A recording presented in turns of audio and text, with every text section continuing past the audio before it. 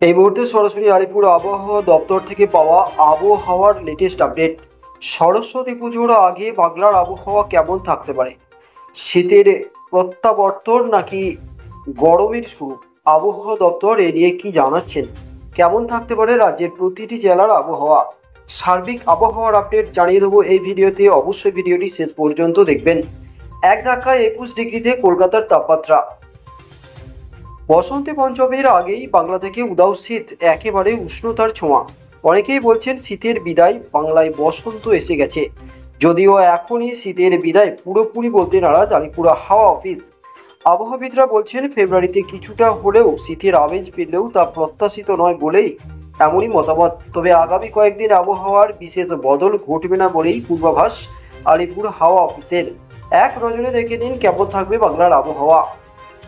রাতারাতি বদলে গিয়েছে দক্ষিণবঙ্গের আবহাওয়া। সর্বনিম্ন তাপমাত্রা ক্রমশ বাড়ছে, একই সঙ্গে সর্বোচ্চ তাপমাত্রাও বাড়তে শুরু করেছে।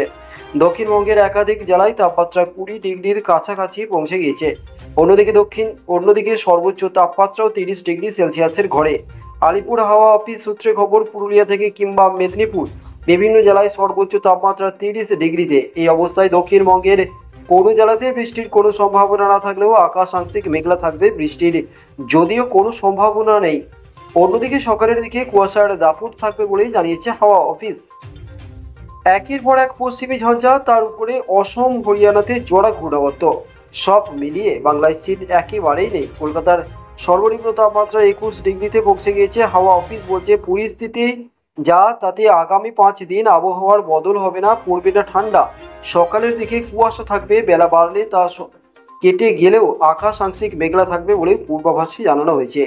উত্তরবঙ্গে কুয়াশার সতর্কবার্তা জারি করেছে হাওয়া অফিস। দৃশ্যমানতা 50 মিটার নেমে আসবে বলে পূর্বাভাস।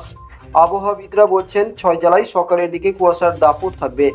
50 মিটারের নিচে নেমে আসবে দার্জিলিং, জলপাইগুড়ি, কোচবিহার, উত্তর ও দক্ষিণ দিনাজপুর, মালদহের দৃশ্যমানতা। ফলে এই সমস্ত জেলার মানুষকে সকালের দিকে সতর্ক থাকার কথা বলা হয়েছে।